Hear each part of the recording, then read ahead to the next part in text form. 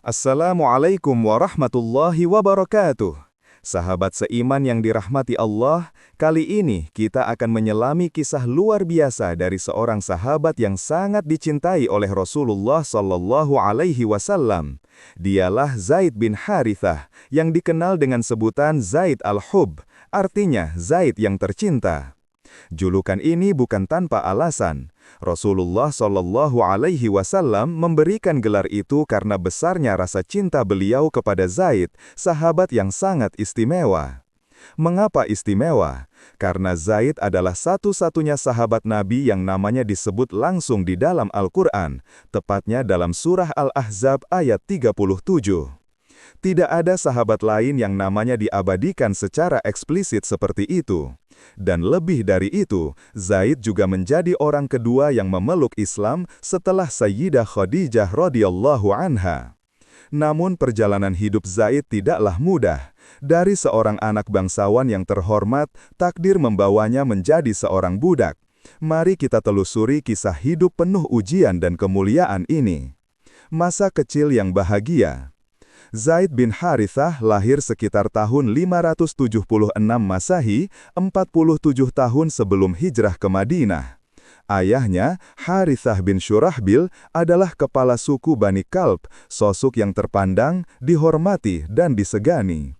Sedangkan ibunya, Suda binti Tha'labah, berasal dari Bani Tha'i, suku yang juga terhormat. Zaid tumbuh sebagai anak bangsawan, hidupnya berkecukupan, dihormati, dan penuh kasih sayang. Namun kebahagiaan itu tidak bertahan lama. Penculikan yang mengubah takdir. Suatu hari, ketika Zaid masih berusia sekitar 8 tahun, ia diajak ibunya berkunjung ke wilayah Bani Ma'an. Tanpa diduga, daerah itu diserang oleh suku musuh. Penduduk panik, melarikan diri, dan penyerang menjarah serta menawan siapapun yang bisa mereka tangkap. Di tengah kekacauan itu, Zaid kecil tertangkap dan dibawa pergi. Tangisannya memanggil sang ibu tak terdengar lagi. Sejak hari itu, hidupnya berubah selamanya. Dari anak bangsawan yang merdeka, ia kini menjadi tawanan perang, dijual dari satu tangan ke tangan lain, berpindah dari satu majikan ke majikan berikutnya. Hingga akhirnya, takdir membawanya ke pasar Ukadh, pasar besar di kota Mekah, tempat budak diperjualbelikan. Pertemuan dengan Khadijah. Di pasar itu, seorang pemuda Quraisy bernama Hakim bin Hizam membeli Zaid.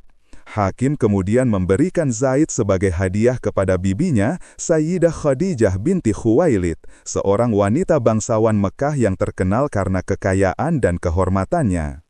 Khadijah melihat sesuatu yang berbeda dari Zaid. Ia rajin, sopan, cerdas, dan bekerja dengan penuh tanggung jawab. Suatu hari, Khadijah menanyainya dengan lembut. "Wahai Zaid, siapa sebenarnya dirimu? Mengapa engkau menjadi budak?" Dengan suara lirih, Zaid menceritakan kisah tragisnya, bagaimana ia diculik, dijual, dan terpisah dari keluarganya sejak kecil. Mendengar itu, Khadijah meneteskan air mata. Sejak hari itu, ia memperlakukan Zaid dengan penuh kasih sayang.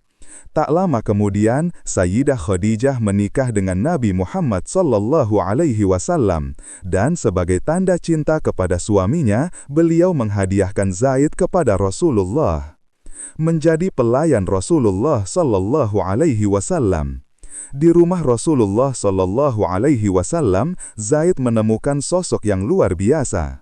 Beliau memperlakukannya bukan sebagai budak, tetapi sebagai keluarga sendiri. Rasulullah berbicara lembut kepadanya, memberi pakaian yang sama seperti beliau kenakan, dan makan bersama tanpa perbedaan. Awalnya Zaid sering menangis karena rindu keluarga. Tapi kebaikan dan kasih sayang Rasulullah Shallallahu Alaihi Wasallam membuatnya merasa tenang. Perlahan, Zaid tumbuh dengan cinta dan hormat kepada Rasulullah hingga beliau menjadi sosok ayah yang sangat ia cintai. Kerinduan ayah yang tak pernah padam.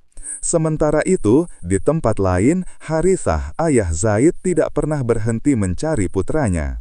Ia menanyakan setiap kafilah dagang, menelusuri desa demi desa, namun tidak ada yang tahu keberadaan Zaid. Dalam kesedihan yang mendalam, Harithah menulis syair penuh rindu. Aku menangisi Zaid, tak tahu apakah ia masih hidup atau telah tiada. Matahari mengingatkannya padanya setiap kali terbit dan tenggelam. Angin yang berhembus membawa namanya, dan hatiku tak pernah berharap. Bertahun-tahun berlalu, hingga suatu ketika, sekelompok orang dari suku Bani Kalb menunaikan haji ke Mekah. Di sana mereka bertemu dengan seorang pemuda yang wajahnya tampak akrab. Mereka bertanya, "Wahai anak muda, apakah engkau Zaid bin Harithah?" Zaid menjawab dengan penuh haru, "Ya, aku adalah Zaid, putra Harithah." Mereka segera menyampaikan kabar itu kepada keluarga. Mendengar bahwa putranya masih hidup, Harithah segera berangkat ke Mekah bersama saudaranya untuk menjemput Zaid. Pertemuan yang mengharukan. Setelah tiba di Mekah, mereka mencari rumah Nabi Muhammad yang dikenal dengan gelar Al-Amin.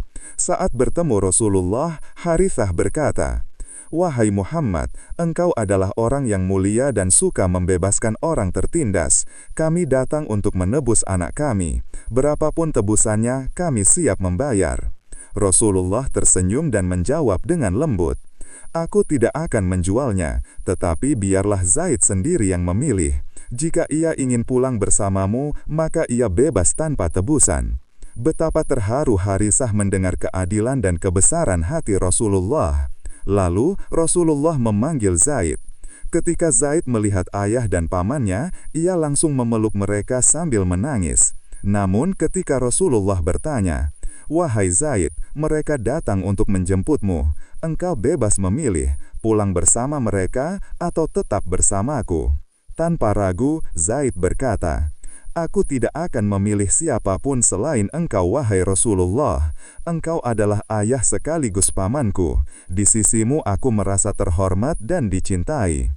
Air mata Rasulullah menetes. Di hadapan Ka'bah dan orang-orang Quraisy, beliau bersabda, "Wahai kaum Quraisy, saksikanlah, mulai hari ini Zaid adalah anakku dan ahli warisku." Sejak hari itu, Zaid dikenal sebagai Zaid bin Muhammad. Harithah menerima keputusan itu dengan lapang dada dan pulang dengan hati yang tenang karena tahu anaknya berada dalam kasih sayang orang termulia di muka bumi. Zaid, orang kedua yang masuk Islam. Beberapa tahun kemudian, ketika wahyu pertama turun di Gua Hira, Rasulullah Shallallahu Alaihi Wasallam diangkat menjadi Rasul terakhir. Setelah Sayyidah Khadijah menyatakan keimanannya, Zaid bin Harithah menjadi orang kedua yang memeluk Islam. Tanpa keraguan sedikit pun, ia berkata, "Aku bersaksi bahwa engkau adalah utusan Allah." Sejak saat itu, Zaid selalu setia menemani Rasulullah dalam suka maupun duka. Kesetiaan di Thaif. Salah satu momen paling menyedihkan dalam kehidupan Rasulullah adalah ketika beliau berdakwah ke kota Thaif. Setelah wafatnya Khadijah dan Abu Thalib, Rasulullah kehilangan dua pelindung utama. Di Thaif, beliau berharap mendapatkan dukungan, namun yang beliau temukan justru hinaan dan kekerasan. Penduduk Thaif melempari Rasulullah dengan batu. Zaid yang ikut mendampingi berusaha melindungi beliau dengan tubuhnya sampai penuh luka. Rasulullah berlumuran darah, namun Zaid tetap berdiri di sampingnya. Setelah peristiwa itu, Zaid berkata dengan suara lemah, "Wahai Rasulullah, izinkan aku yang berdiri di depanmu, jangan sampai mereka menyakitimu lagi." Kesetiaan itu menjadi saksi betapa besar cintanya kepada Nabi. Panglima perang yang gagah. Ketika kaum muslimin hijrah ke Madinah, Zaid selalu berada di barisan terdepan. Ia ikut dalam setiap peperangan, Badar, Uhud, Khandaq hingga Mu'tah. Dalam setiap misi militer, Rasulullah hampir selalu menunjuknya sebagai komandan pasukan utama.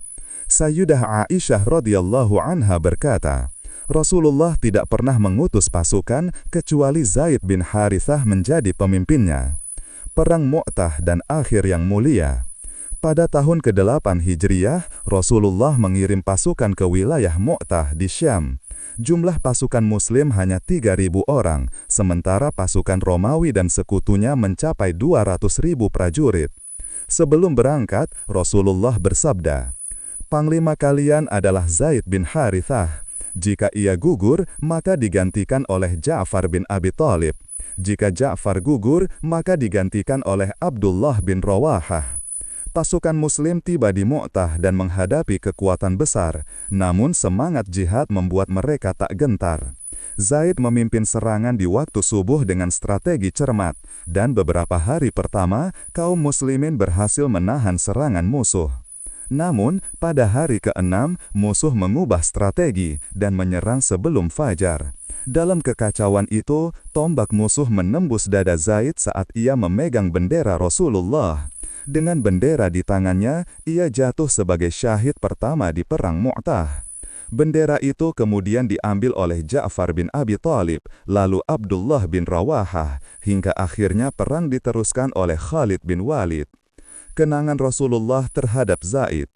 Ketika berita gugurnya Zaid sampai ke Madinah, Rasulullah meneteskan mata. Beliau memeluk putra Zaid, Usamah bin Zaid, dengan penuh kasih sayang. Rasulullah berkata, "Zaid adalah orang yang paling aku cintai. Dan kini aku mencintai anaknya sebagaimana aku mencintai dia." Sayyidah Aisyah pernah berkata, "Andai Zaid masih hidup, niscaya Rasulullah akan menunjuknya sebagai khalifah setelah beliau." Penutup. Demikianlah kisah Zaid bin Haritsah, dari anak bangsawan, menjadi budak, lalu anak angkat Nabi, hingga akhirnya gugur sebagai syuhada. Kehidupannya mengajarkan kita arti kesetiaan, keikhlasan, dan cinta sejati karena Allah. Semoga kita dapat meneladani keimanan dan pengorbanan beliau. Wallahu a'lam bisyawab. Wassalamualaikum warahmatullahi wabarakatuh.